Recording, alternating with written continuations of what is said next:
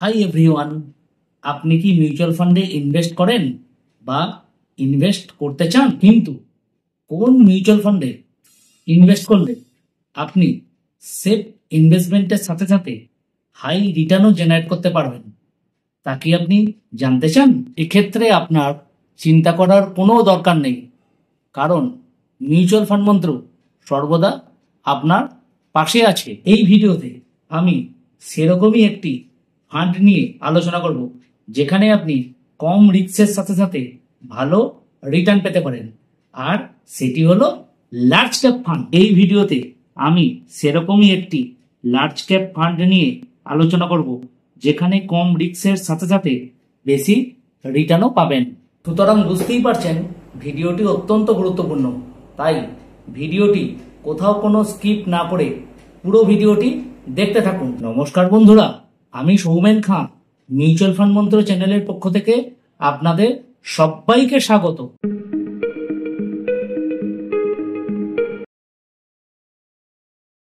প্রথমে আসা যাক লার্জ ক্যাপ ফান্ড কি। যখন ফান্ড ম্যানেজার তার মিনিমাম 80% ইনভেস্টমেন্ট লার্জ ক্যাপ কোম্পানিতে করে, তখন তাকে লার্জ ক্যাপ ফান্ড বলে।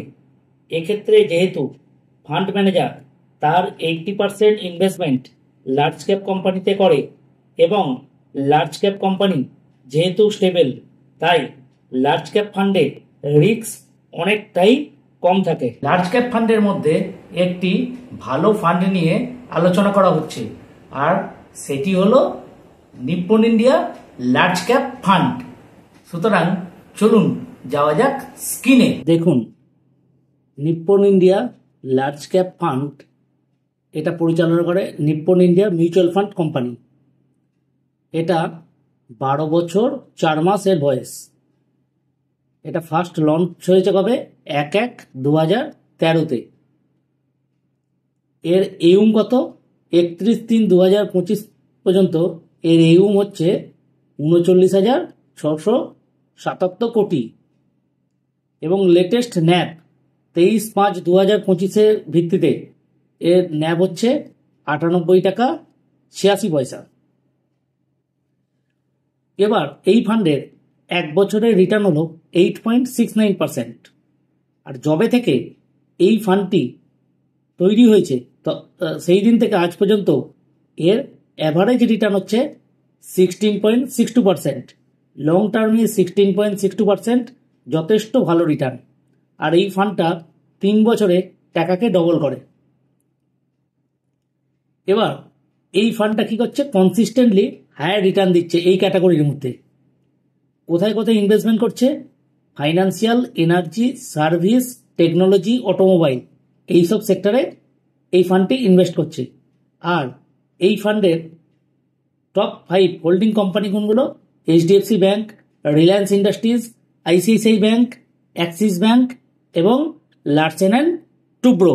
এবার আসা যাক এই ফান্ডের ট্রেলিং রিটার্ন কিরকম। দিনে আপনারা এই ফান্ডের রিটার্ন দেখতে পাচ্ছেন।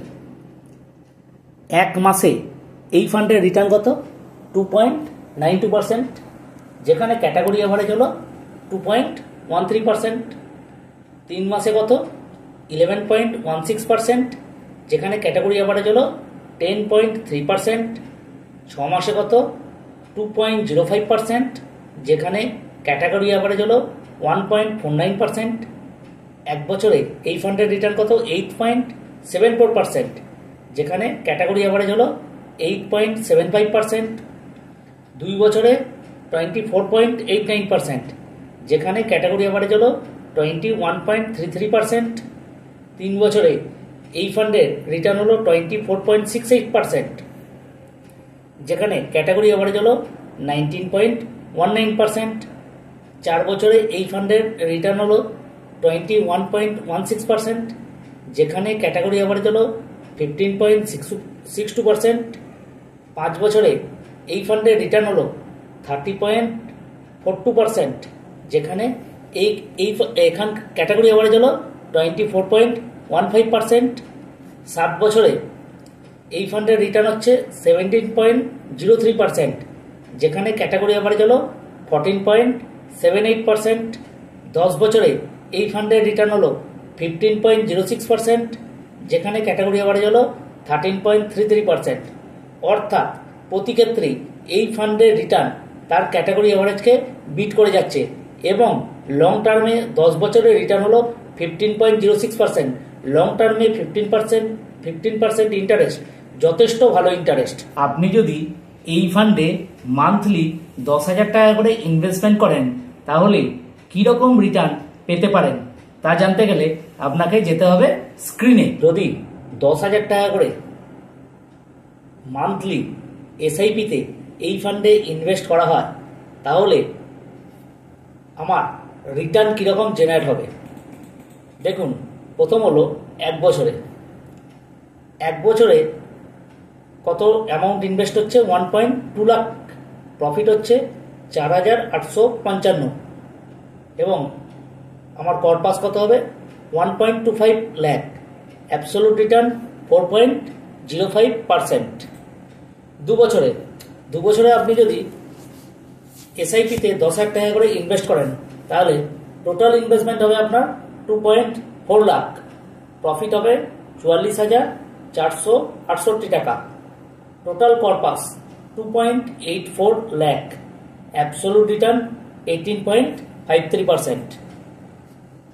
নেক্সট 3 বছরে যদি আপনি ইনভেস্ট করেন তাহলে টোটাল ইনভেস্টমেন্ট 3.6 লাখ। প্রফিট হচ্ছে 1.32 লাখ। টোটাল কর্পাস হলো 4.92 লাখ। Absolute return 36.66%। নেক্সট 4 বছরে যদি ইনভেস্টমেন্ট করা হয় তাহলে total investment 4.8 lakh. Profit 2.42 lakh. Total corpus হবে 7.22 লাখ। Absolute return 50.45%। 5 বছরে টোটাল ইনভেস্টমেন্ট কত 6 লাখ। প্রফিট হচ্ছে 4.69 লাখ। টোটাল কর্পাস হলো 10.59 লাখ। Absolute return 76.46%। নেক্সট 7 বছরে যদি আমি ইনভেস্টমেন্ট করি তাহলে হচ্ছে টোটাল ইনভেস্ট হচ্ছে 8.4 লাখ। প্রফিট হবে 9.09 লাখ। Total corpus 17.49 lakh. দেখুন অলরেডি টাকা কিন্তু ডবল হয়ে গেছে। অ্যাবসোলুট রিটার্ন হলো 108.19%। এবং 10 বছর লং টার্মে যদি আপনি 10 বছর ধরে যদি 10,000 টাকা করে এসআইপি করেন তাহলে আপনার ইনভেস্টমেন্ট হবে 12 লাখ টাকা। প্রফিট হবে 18.83 লাখ। মানে আপনি যা ইনভেস্টমেন্ট করেছেন তার চেয়ে বেশি আপনার প্রফিট জেনারেট হচ্ছে। এবং টোটাল কর্পাস হবে 30.83 লাখ। অ্যাবসোলুট রিটার্ন কত 156.95%। দেখুন লং টার্মে কিন্তু হিউজ রিটার্ন দিচ্ছে। লং টার্মে যদি আপনি এই পরিমাণ টাকাই এসআইপির মাধ্যমে যদি আপনি ব্যাংকে রাখতেন তাহলে আপনি পেতেন কত 17.2 লাখ। এখানে কত পাচ্ছেন 30.83 লাখ। যদি গোল্ডে রাখতেন কত পেতেন 26.85 লাখ।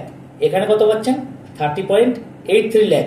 যদি এই ক্যাটাগরির অ্যাভারেজ কোনো ফান্ডে ইনভেস্ট করতেন তাহলে কত পেতেন 25.65 লাখ। এখন পাচ্ছেন কত 30.83 লাখ। দেখুন গোল্ড এবং এই ক্যাটাগরি অ্যাভারেজ রিটার্নের থেকে এই ফান্ড অনেক বেশি রিটার্ন দিচ্ছে এবং সবচেয়ে কম দিচ্ছে কিসে ব্যাংক অ্যাকাউন্টে। আপনি ব্যাংকে যদি টাকা রাখেন সব থেকে কম টাকা পাবেন। এবার আসা যাক এই ফান্ড কোন কোন সেক্টরে এবং কোন কোন কোম্পানির স্টকে ইনভেস্ট করেছে। স্ক্রিনে আপনারা দেখতে পাচ্ছেন এই ফান্ড কোন কোন সেক্টরে ইনভেস্ট করেছে। দেখুন ফাইন্যান্সিয়াল সেক্টরে ইনভেস্টমেন্ট কিন্তু কমিয়ে দিচ্ছে। এনার্জি সেক্টরে ফাইন্যান্সিয়াল সেক্টরে সবচেয়ে বেশি ইনভেস্টমেন্ট আছে 31.64%। নেক্সট এনার্জি সেক্টরে কিন্তু ইনভেস্টমেন্টে বাড়িয়ে চলেছে। এনার্জি সেক্টরে এখন ইনভেস্টমেন্ট আছে 14%। নেক্সট সার্ভিস সেক্টরও সেম ইনভেস্টমেন্ট কমিয়ে চলেছে। এখানে ইনভেস্টমেন্ট আছে 10.44%। টেকনোলজিতেও ইনভেস্টমেন্ট কমিয়েছে কত 6.64%। অটোমোবাইল সেক্টরে আবার ইনভেস্টমেন্ট বাড়িয়েছে, সেটা বেড়ে কত হচ্ছে 6.38%। কনজিউমার স্ট্যাপল, আচ্ছা ক্যাপিটাল গুড এইসব বিভিন্ন সেক্টরে কিন্তু ইনভেস্টমেন্ট কমিয়ে দিয়েছে। আবার মেটেরিয়াল সেক্টরে কিন্তু ইনভেস্টমেন্ট বাড়িয়েছে 3.89%, এখন 3.89% ইনভেস্ট করেছে। কনস্ট্রাকশনেও কিন্তু ইনভেস্টমেন্ট কমিয়ে দিয়েছে, এখন আছে 3.71%। ইন্স্যুরেন্সে আবার কিন্তু ইনভেস্টমেন্ট বাড়িয়েছে। হেলথ কেয়ারে ইনভেস্টমেন্ট কমিয়ে দিয়েছে। মেটাল অ্যান্ড মাইনিংয়ে কিন্তু ইনভেস্টমেন্ট বাড়িয়েছে, এখন মেটাল ইনভেস্টমেন্ট আছে 2.49%। কেমিক্যাল সেক্টর ডাইভার্সিফাইড, এতে কিন্তু প্রত্যেকটাতেই কিন্তু ইনভেস্টমেন্ট কমিয়েছে। এই দেখুন সেক্টর ওয়াইজ যদি সেক্টর অ্যালোকেশন যদি ক্যাটেগরি ওয়াইজ করি, তাহলে সবচেয়ে বেশি পরিমাণ ইনভেস্টমেন্ট কিন্তু ফাইন্যান্সিয়াল সেক্টরে আছে, তারপরে আছে energy sector, next service, technology, automobile, consumer stable, consumer good, আর হচ্ছে মেটেরিয়াল। নেক্সট হলো কোন কোন কোম্পানিতে বেশি পরিমাণ ইনভেস্টমেন্ট আছে। এইচডিএফসি ব্যাংক হিউজ পরিমাণ, আগে এক বছরে কত ছিল 9.5%, 6 মাসে কত 9.56%, 3 মাসে 9.41%। তাহলে 9.41% থেকে 9.5%, এখানে হচ্ছে হোল্ডিং হলো 9%। Reliance industries limited 7.45%, ICICI bank, Axis bank, Larsen Toubro, state bank of India, Bajaj finance, Infosys, NTPC, tata power, tata consultancy, Hindustan Unilever limited, Mahindra and Mahindra, এসব বিভিন্ন কোম্পানিতে এর কিন্তু ইনভেস্টমেন্ট রয়েছে। এরপরে যেটা নেক্সট ভাইটাল পয়েন্ট, সেটা হলো আমার কোন স্টক রিসেন্টলি এই ফান্ড কিনেছে বা বিক্রি করেছে। টপ স্টক বট লাস্ট মান্থে কোন স্টকগুলো বেশি করে কিনেছে। প্রথম হলো রিলায়েন্স ইন্ডাস্ট্রিজ লিমিটেড, আগে কত ছিল 566.53 ক্রোড়, এখন কত হচ্ছে 2955 কোটি। আইটিসি লিমিটেড এটাও কিনেছে 498.22 কোটি থেকে বেড়ে হয়েছে 599.1 কোটি। আচ্ছা, সিমেন্স এনার্জি ইন্ডিয়া লিমিটেড এটাও বাড়িয়েছে, এটা 207.98 ক্রোড় থেকে 207.98 ক্রোড়। মহিন্দ্রা অ্যান্ড মহিন্দ্রা এও কিন্তু ইনভেস্টমেন্ট, এখানেও এই কোম্পানিতে ইনভেস্টমেন্ট বাড়িয়েছে 204.26 কোটি থেকে 809.75 কোটি। হচ্ছে নেক্সট হলো অ্যাক্সিস ব্যাংক লিমিটেড, অ্যাক্সিস ব্যাংকেও কিন্তু এই ইনভেস্টমেন্ট বাড়িয়ে চলেছে 136.85 কোটি থেকে 1953 কোটি। হিউজ পরিমাণ ইনভেস্টমেন্ট কিন্তু বাড়িয়েছে। এবার হলো টপ স্টক যেগুলো সেল করে দিয়েছে। প্রথম হলো বাজাজ ফাইন্যান্স লিমিটেড, তারপরে ব্যাংক অফ বরোদা, তারপর হচ্ছে torrent pharmaceutical limited, Avenue supermart limited, cements limited. এই কটা স্টক বিক্রি করেছে।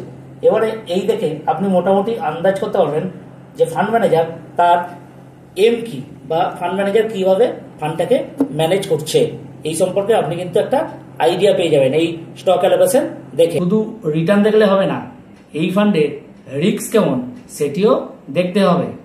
সুতরাং যাওয়া যাক স্ক্রিনে। দেখুন এই ফান্ডের আলফা কিন্তু যথেষ্ট ভালো, ক্যাটাগরি অ্যাভারেজের থেকে 6.06, অর্থাৎ এই ফান্ড বেঞ্চমার্ক যা রিটার্ন দিচ্ছে তার চেয়ে কতটা বেশি আউট পারফর্ম করছে সেইটা আলফা দ্বারা বোঝা যায়। এর হচ্ছে এই ফান্ডের হলো 6.06, যেখানে ক্যাটাগরি অ্যাভারেজ হলো 4.78। সার্পি রেশিও পুরো রিস্ক অ্যাডজাস্টেড রিটার্ন, মানে রিস্ক অ্যাডজাস্টেড রিটার্ন একটু কম। ক্যাটাগরি অ্যাভারেজ হচ্ছে 4.7, সেখানে হলো 1.04। অর্থাৎ আপনি সার্পি রেশিও কি, আমি কত টাকা রিস্ক নিয়ে আমি কত টাকা রিটার্ন পাচ্ছি, যত কম পরিমাণ রিস্ক নিয়ে আমি বেশি রিটার্ন পাবো সেটাই আমার ভালো। আচ্ছা, বিটা কিন্তু দেখুন কম, একের চেয়েও কম, এবং যে আমার ক্যাটাগরি অ্যাভারেজ তার চেয়েও কম। বিটা এখানে হচ্ছে 0.93, যেখানে ক্যাটাগরি অ্যাভারেজ হলো 0.95। আর স্ট্যান্ডার্ড ডেভিয়েশন একটু ভোলাটাইল আছে, যেখানে ক্যাটাগরি অ্যাভারেজ হলো 11.25, সেখানে এই ফান্ডের স্ট্যান্ডার্ড ডেভিয়েশন হলো 13.33। নিচে আপনারা কমেন্টসে লিখে জানান আপনারা সেফ টাইপের কোনো ফান্ডে ইনভেস্ট করতে চান না অ্যাগ্রেসিভ টাইপের কোনো ফান্ডে ইনভেস্ট করতে চান। যদি সেফ টাইপের কোনো ফান্ডে ইনভেস্ট করতে চান তাহলে এস লিখুন। আর যদি অ্যাগ্রেসিভ টাইপের কোনো ফান্ডে ইনভেস্ট করতে চান তাহলে এ লিখুন, আমি বুঝে যাব। ভিডিওটি এতক্ষণ ধরে দেখার জন্য আপনাদের সবাইকে অসংখ্য ধন্যবাদ। যদি ভিডিও রিলেটেড কোনো কোয়েরি থাকে তাহলে অবশ্যই নিচে কমেন্টসে লিখে জানান। যদি ভিডিওটি ভালো লাগে তাহলে অবশ্যই ভিডিওতে একটি লাইক এবং একটি সাবস্ক্রাইব করে দেবেন। একটি লাইক এবং একটি সাবস্ক্রাইব আমাকে আরও অনেক ভালো ভালো ভিডিও বানাতে উৎসাহিত করে। এছাড়া আপনাদের রিলেটিভ এবং বন্ধু বান্ধবের মধ্যে ভিডিওটি স্প্রেড করে দিন।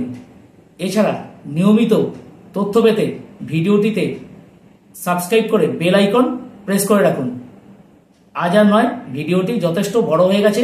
ভালো থাকবেন, সুস্থ থাকবেন। নমস্কার, জয় হিন্দ।